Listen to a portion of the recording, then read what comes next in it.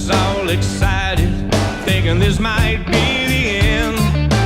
Try to hold your head up high, even though we've been warned. The sun is shining somewhere while we're waiting out the storm. It's gonna be alright. It's gonna be alright. It's gonna be alright. Yeah, right. Of course, we're raised down in the Beaver Creek, which is about a mile from here, Right. on a 700-acre farm, our family farm. And, you know, when my grandmother, who actually, where I live now, my grandparents' home, where my dad was raised, when she passed in 1980, somebody had to move here. Right. And overlook the place and that sort of thing. It's only 32 acres here at a crossroads called Wisdom.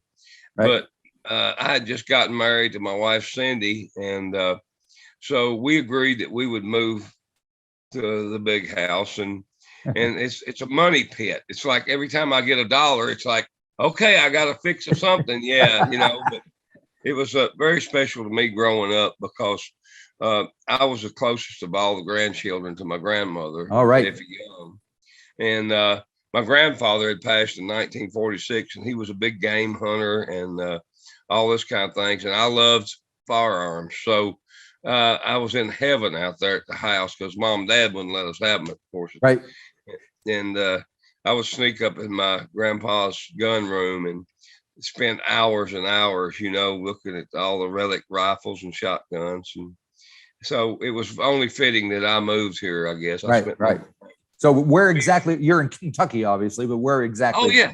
Well, it's actually, if something that people might know in your area, there's a car called a Corvette Stingray. Sure, of course. And it's made about 40 miles west of us in a place called Bowling Green, Kentucky, which is where Western Kentucky University was. I know Bowling Green. The Everly Brothers did a great song about it. Remember that? Bowling Green, Bowling Green. Yeah. It was actually, you know, Bowling Green. Well, we live 40 miles east of there on something called the Cumberland Parkway. We get right off of it. You get off the exit, but the band's based out of Edmonton, Kentucky, like Edmonton, Alberta. Right. But I'll never forget when the Headhunters first came out with their first album and it was successful. We did a tour of Canada with Hank Williams Jr. And, you know, it was like nothing we'd ever done in our lives because we've been used to playing bars and that sort of thing. And all of our lives since 1968, 70 or something. And all of a sudden that album came out and was successful. And we were playing for 15 to 25,000 people a night. Yeah. And we went on this one run of Canada that was 30 days long. And I'll be honest with you, we were getting a little homesick. Sure. And so anyway, I'm in a hotel in Vancouver and there's a commercial comes on for a local insurance company. And it says, no matter whether you're in Edmonton, Canada, or Edmonton, Kentucky, and it showed pictures of both places, we'll cover you. And I'm like, well, that's great. Now I see my courthouse and all this stuff in the town. And that even worsened the pain, you know. Right, gotcha. It was also kind of cool to see that, you know, at the same time. Yeah, because Edmonton, Kentucky isn't really the one on the map that you think about, is it? It's not a metropolis. No, it's 1,400 people. Right. And that's where Fred, my brother, who plays drums, and Greg, who plays lead guitar, and myself, Richard, we went to school in Edmonton. Right. And so Greg actually went to early school in Louisville, and we actually connected with him when he moved down to the farm area. Yeah. And I never forget, we had a cousin that introduced us when we were I was in the 8th grade and Greg was a freshman in high school. And they said, you got to meet this cousin of yours that's moved out from Louisville. Said, he's just what y'all need for a guitar player. And I'll never forget, Greg came down with he had a Gretsch Silverjet, which, you know, if he had it today, that's a very expensive guitar, obviously. Sure. But, you know, he opened the case on lunch hour. He can't walk down to the grade school. I was in the 8th grade. and he opened up this case of this Gretsch guitar and picked it up and whipped off about 5 Clapton licks that fast right there. I said, that's our guy right there, man. So, and you guys have been playing together for like over 50 years ever since. It's amazing. Yeah, it's 53 years for Greg, Fred, and I this year. And then Doug Phelps, when we morphed into the Kentucky Headhunters. Yeah, he's the new guy. Itchy Brother was our, we never really changed the band. We just morphed into that name. Yeah. From 1968, where we started, we had an old farmhouse. My grandmother bought an extra 100 acres of land and added it on to our farm. And it had this quaint old farmhouse, clapboard farmhouse, sitting down on Beaver Creek, beautiful place. And but people wanted to rent it from her, and she didn't want to fool with that. So we just started playing. So she got the bright idea to let her 2 grandsons and 2 cousins move into the house. So here we are, 2 11-year-olds, a 13 and a 14-year-old with their own pad, so to speak. What could go wrong? Careful. What could go wrong? What could go wrong? And really nothing did, because we were in a stone's throw of Mom and Daddy's house down on the creek. And cool. But I have to watch how I explain this, because I kind of got in trouble the other day. I told some guy I was doing an interview with, I said, yeah, man, we lived in that old house when we were kids. And so he puts in the article is we moved out of our parents' homes and into the house. I didn't mean that. I meant any free time we had, we were there. Yeah. I got you. So I have to learn that some dialects don't understand my slang as well. So I'll clarify that. Even though I'm down here in New Zealand, I do understand your slang. I love hearing about Beaver Creek because I grew up in Western Pennsylvania near Beaver Center. Right near the Ohio border up there in the northwest corner of Pennsylvania. So what brought you to New Zealand? I moved here in '94. I got a job offer at a local TV outlet here, and brought the whole family in. We love it here. Yeah, it's a great place to be. It's a beautiful place. We've never got to come. I mean, I wouldn't fly for 34 years. So nowadays, my son has the big rock band Blackstone Cherry. Yep. And they're coming over to see you guys, I think, or at least to Australia in February or something. Oh, great. Well, we look forward to that. You have to see them. They're phenomenal. But about 20 years ago, they came to me and they said, Dad, Chris and I, we want to start a band. We want to move into the practice house and rehearse. I thought, oh, great. They'll burn it down, But they were very diligent. And I'm sure they were. They had more drive than we had. With us, with Itchy Brother, our first band, you give us a moon pie and an RC and a girlfriend, we were okay for a while. I like that. These guys weren't like that. They were. I used to say, well, maybe one day you guys will be on Rolling Stone cover magazine. They said, Dad, it's not if, it's when. When. There you go. They've got the right attitude. Very driven. Yeah. And so immediately when they started, they moved in the house, they started writing original songs. And of course, I helped them get a record deal and produced a couple of their records and that sort of thing, which was great fun for me. You're also managing the Georgia Thunderbolts, right? I am. I just talked to them. What a great band, man. Oh, you talked to the Bolts? Yeah, they were on the road. They're like traveling from Georgia to Florida or something a couple of weeks ago. Who did you speak with? I think it was the main guy. I can't remember the name off the top of my head. TJ Lyle? Yeah. O'Reilly won the guitar TJ player. was. I'm pretty sure it was. Yeah. Yeah, TJ. Well, they're good boys. I'll be honest with you, man. I thought when, after I got Blackstone Cherry going, the fire got so hot, I had to hand it off to a real management company. I'll be honest with you. Sure. They blew up in the UK and all that. And in order for them to get what they really needed, they need people that had their finger on the pulse every minute. And here I am, I'm trying to manage the Headhunters and play in the band. Yeah. So I think I made a wise move doing that. But probably, yeah. I never dreamed that I would find another band that would tickle my fancy enough that at 66 years old now that I would want to work with. I mean, it takes a certain thing to flip my trigger, and it's got to be real, and the Blackstone Cherry had it. We were playing in Georgia at it's like a agricultural fair or something. A lot of people there, a big crowd, a state fair, I guess I should call it. Yep. And I don't get to hear a lot of the opening bands because I'm usually on the computer and the phone, or I've gone to take a shower or something, whatever. And I had the window on the bus open a little bit, and these kids kicked in musically. And I remember saying to myself, boy, we might ought to turn the steam up a little bit tonight. Right. Yeah. And then this kid, TJ, opened his mouth, and I was blown away. I went running out and got me a chair and sat on the side of the stage and watched them. Yep. And I'll be honest with you, I really felt like that because we were involved in the early 70s Southern rock movement, Yep. with Capricorn and that sort of thing. But I really felt like I had unearthed a time capsule from like 1972 or something. Yep. And because the difference between them and a lot of bands is a lot of bands really want to implicate that into their music, and they want to be that.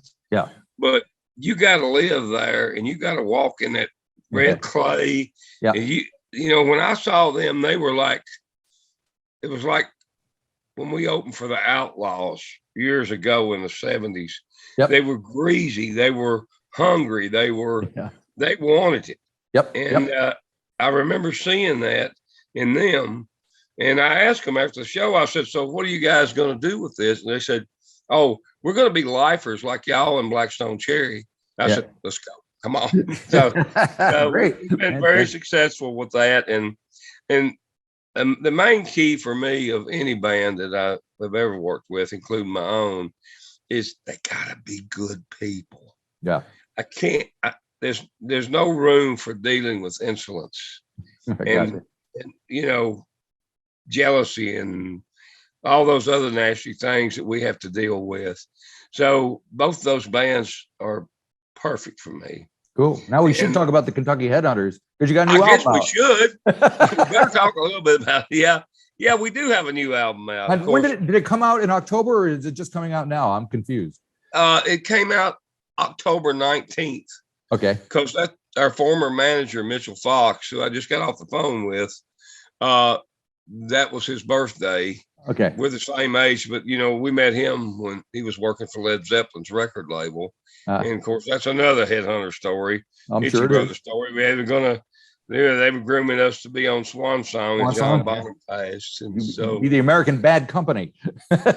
yeah, there you go. And it was, well, actually back then we were just Fred, Anthony, and Greg, the three siblings we started out with. And I mostly sang. I had a 58 Les Paul Jr. and I played maybe 5 songs, but they saw something in us that flipped their trigger. And before we could get it to happen, is Mitchell went to Europe. He came down and saw the band, loved us, went back to New York and played some little tapes he had made while he was watching us. And everybody in New York loved the bands. And so everybody said, well, we got to do some demos and we got to go over and see Peter Grant, and he'll play it for Jimmy and we'll see what they say. So Mitchell, actually, there's a book out about Peter Grant's life, which I recommend reading, because it tells how you can be successful from nothing, because he was like hanging around with wrestlers and sweeping up popcorn in a theater. And then all of a sudden he manages one of the biggest bands in the world. Yeah. It was a lot of hard work. And he was a smart guy, but he was frugal and tough. Right. And that's why Led Zeppelin was successful, a lot of the reason. Not to mention that Jimmy and everybody was pretty smart in the band, so, but lo and behold, Mitchell went over. It tells a story in that book about our group, Itchy Brother, and Mitchell going over, and Peter was upstairs for 3 days. We never came down, and he called down. He told Mitchell, he said, Mitchell, I need you back in New York immediately. Put the boys' tape in the fishbowl. So when Peter actually passed, there was this huge fishbowl in his home. Right. And it was full of cassette demos. That's what we had back then. Yep. And it had like U2, Metallica, Itchy Brother. Nobody ever probably got heard, Oh, man. So it's a great story. People should read that book if they love inside stories. Oh yeah. On Led Zeppelin, I think, or any band. Yep. It's a good lesson learner for if you're a musician.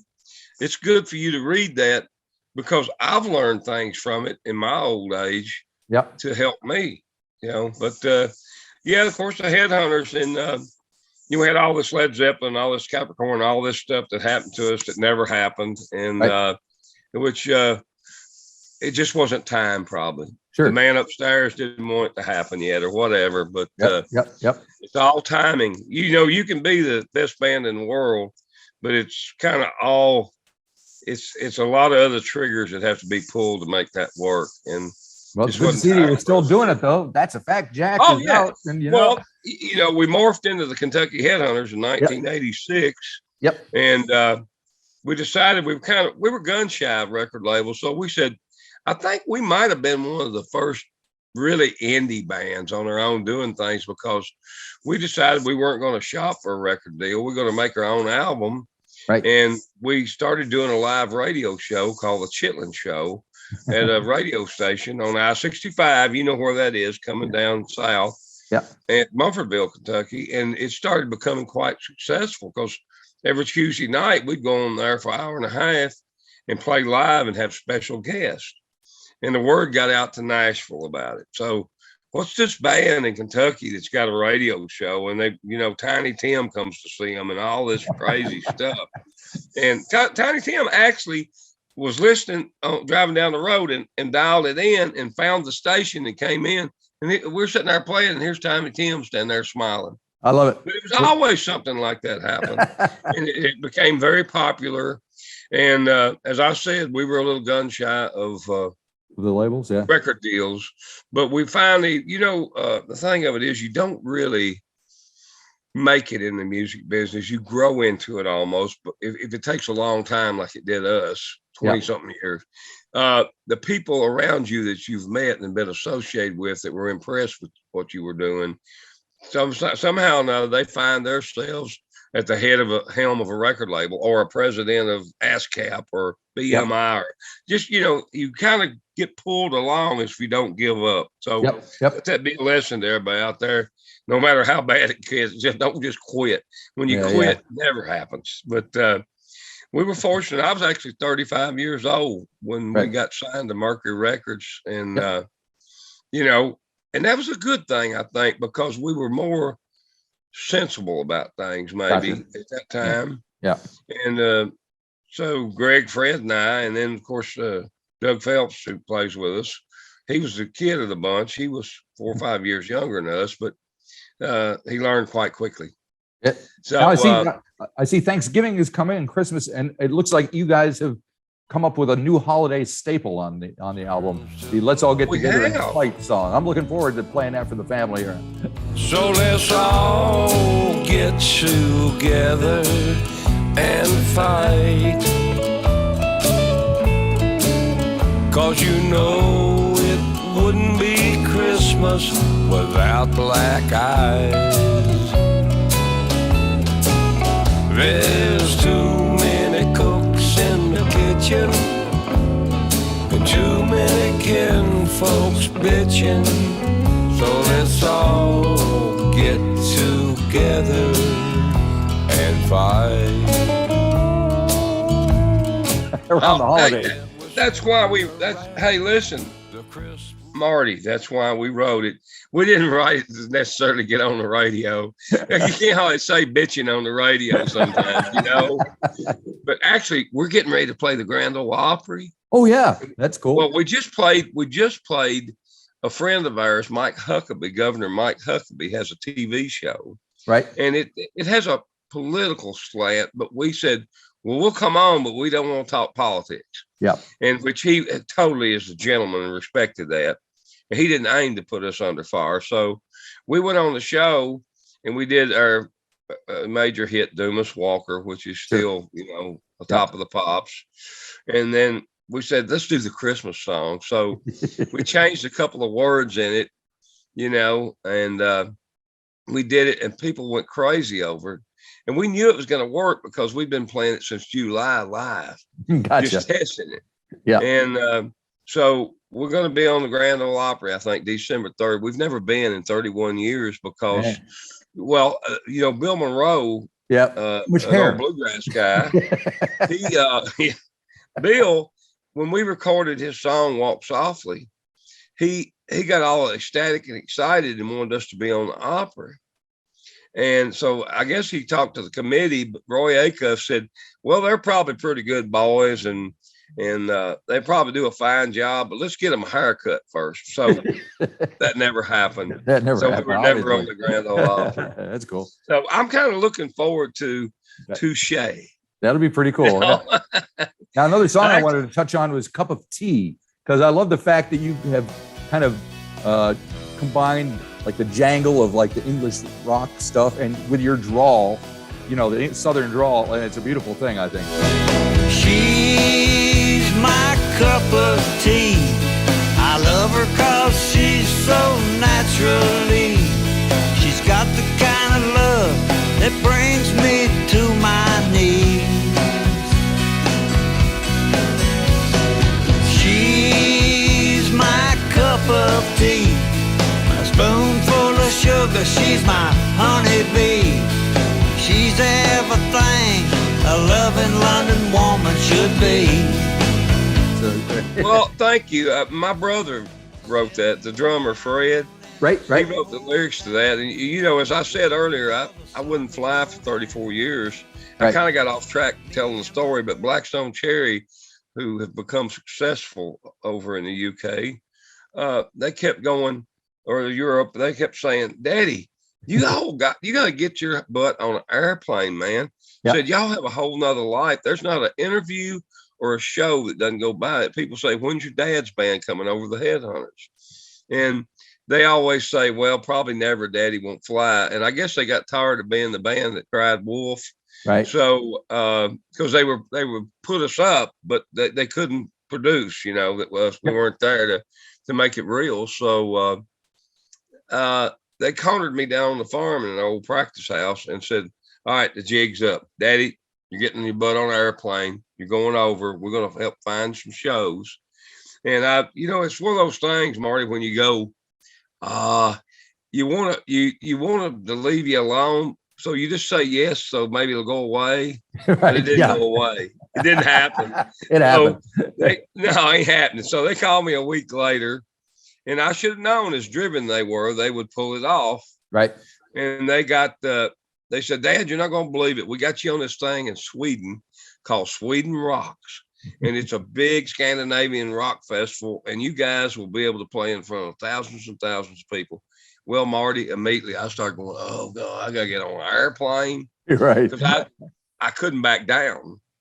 So for 3 months, I was in a cold sweat. But I went, and it was fabulous, Marty. We went over there, and it was like we were a big band. And we actually opened for Queen, who was the headliner that night. And I mean, how do you go from being in America, not knowing that you have the ability to be, of course, we played like 6 o'clock.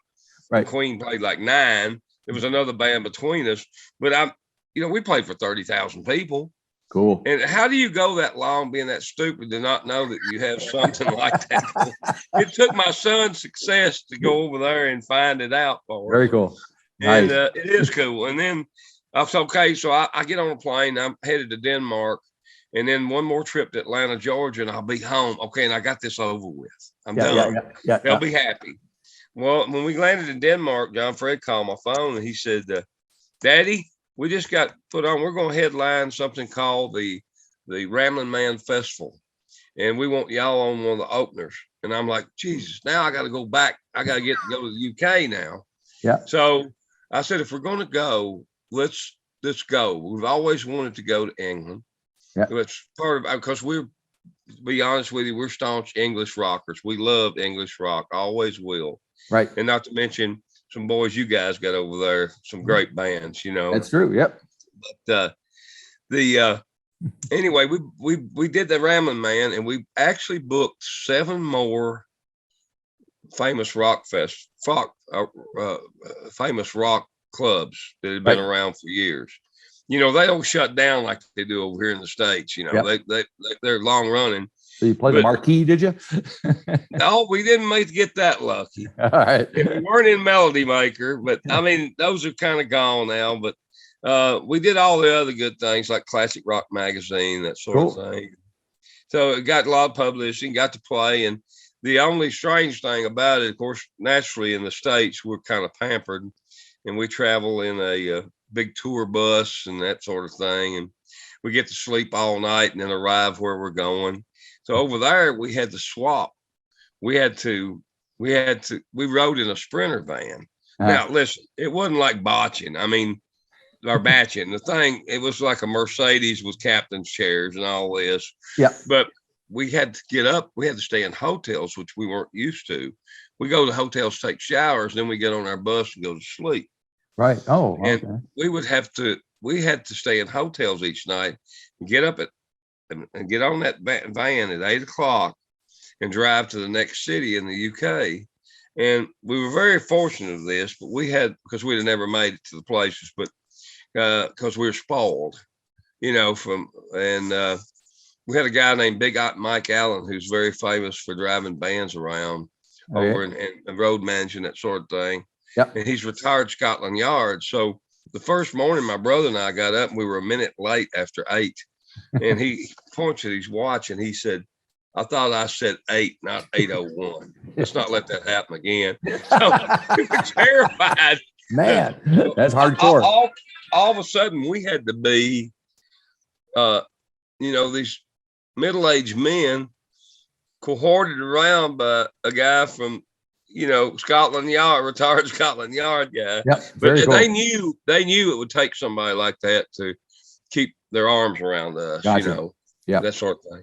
Now, getting back to the album, I see you cover Rick Derringer, but you're not doing like rock and roll. Oh, I got off track. I'm so sorry. That's all right. I got off track down the story. No, wait a minute. Cup of tea. Cup of tea. That's right. That's the reason that the words that my brother wrote for that. Yeah. I'm telling you, man, I'll tell a mile to get 1 ounce, 1 kilometer. But anyway, what happened was our first night that we ever flew over to England, we landed in London, and Big Mike Allen picked us up, and we went and played a place called the Borderline as a warm-up show for the Ramblin' Man the next day. And that we grew up digging the mods, digging Twiggy, digging that scene. Yep. Carnaby, the whole thing. So that was Fred's take on our first night in London. Cool. Wishing that we could see Twiggy, but that wasn't to be, That wasn't going to happen. Only 45 years later. Oh, well. But we lived out our dream in a way. Yep, very cool. Yeah. So now back to Cheap Tequila, the Rick Derringer tune you guys covered. Yeah. That was a surprise. Cheap perfume, sweet perfume, the lonely smell that fills the room. Roses in your low rent tomb, a picture made of sweet perfume. Where'd you dig that up once from? Again, that's Fred singing it as well. We grew up, we had the All American Boy Rick Derringer album, and we also had Johnny Winter. Johnny Winter did it, still alive and well. Yep. Yeah. So, but they're two vastly different versions. So, Fred has always wanted to record that song, and I've always loved it. Yep. But we wanted Greg to sing it, but Greg wanted to revisit Shotgun Effie, which was a song he wrote about our grandmother in 1973. We recorded. Yeah. And so anyway, Fred said, "I'll just sing it." So, and I'm glad he did, because he put a different spin on it. Yeah. It's got the kind of the same thing like Cup of Tea, but it's dark. It's kind of dark a little bit, but it's also happy, I think, So you have a good, when you're in the studio making these records, are you having fun, or is it like stressful? Is it everybody working together? How does it work? Well, to be honest with you, Marty, we went all last year, had like 70, 80 shows booked, and just watched them melt away. Yeah. And we wound up doing 8 shows all year. Yeah. So most of them didn't go away. A lot of them just transferred over to this year. Yep. And that sort of thing. But a lot of them were supposed to be in February and March that had moved. Yeah. And all of a sudden those started to move again to the fall. So here we are, a band, a year and a half, we're sitting around. I mean, that's what we do is play, music. And so I called the guys and I said, look, man, we got to do something. Let's just go in the studio and make a new album, because we can't tour right now. And when we touring is not a good time to make a record. Right. But I really think, Marty, that time being off and being able to reflect on, okay, what did we do right all these years, 53 years? What did we do wrong?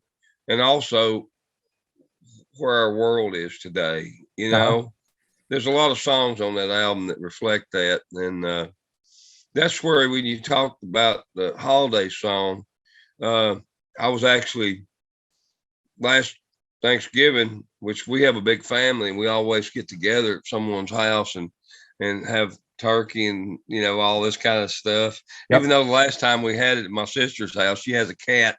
And I walked in the kitchen and the cat was up on top of the ham going like this. That's the kind of stuff that every family has something. Absolutely. Maybe some lady makes a cake and then nobody eats it and she gets bummed and whatever the case. But we're sitting there at home and my wife put on some deer meat in a crock pot with some red potatoes and onions and, carrots and whatever, French onion soup. Great dish. Yep. But it wasn't Thanksgiving. It was just she and I. And it wasn't my son, John Fred, and his family. It wasn't my mom and dad. It wasn't anybody. Right. And so I was sitting there and I said, every time we get together, we have some kind of spree. Somebody starts something.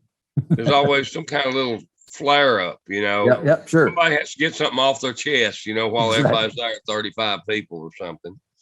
And I was sitting there and I go, this sucks, man. We can't even get together and fight. And I went, bing. There you go. There's where 15 minutes later we had it. Fantastic. I love it. Well, we better wrap this up because we're going to run out of time on our Zoom thingy here. Yeah, and I got to go down. We leave out tonight for Alabama. Tomorrow night we play in Alabama, and then Saturday night us and the Georgia Thunderbolts play in Ringgold, Georgia. Well, that sounds like fun, man. There. I'd love to be there. It'd be a big crowd. And, sure it will be. That's awesome. It'll be huge. And it must feel good to be back in front of on the stage in front of folks. Oh, it does. It does. We've since May 15th, we haven't let up. It's been like from 0 to 100. And I want to say thank you for having us on. Hey, thank you. Are you kidding me? Thank you for entertaining the Georgia Thunderbolts on your show too. Sure. Yeah, absolutely. Well, if you ever get the courage, hop on a plane and come on down here. We'll take care of you. Well, I got the courage now. I figured out how to do it. I just go back, sit in the back with the stewardesses where the refrigerator is with the Heineken beer. Now you're talking. That's it. Yep. That's what, actually, I'll tell you something funny before I go. So when I finally agreed to go, all of our crew and band, we're all sitting around each other on the airplane when we're going to Sweden. Yep. And when they start the engines, everybody's looking at me like, he's going to freak out. Something's going to happen here. Well, I guess the stewardesses caught that. So they came up and said, Mr. Young, would you like to sit in the back with us? And I said, yeah, because they were pretty Swedish girls in blue outfits, why not? And they got back there and they set me by the refrigerator and it kept feeding me Heineken beers. I was cool. That flying's good. Yeah, so I'm fixing to leave you, and I got to go down to the farm and feed I got 19 cats down there that belong to my parents. Oh yeah. 30 pounds a week feed. And then my brother and I got to put out a bunch of hay for our cows. We got to do that stuff so we can go on the road and act like rock stars. All right, go for it, man. All right. Thank you very much. Have a great day.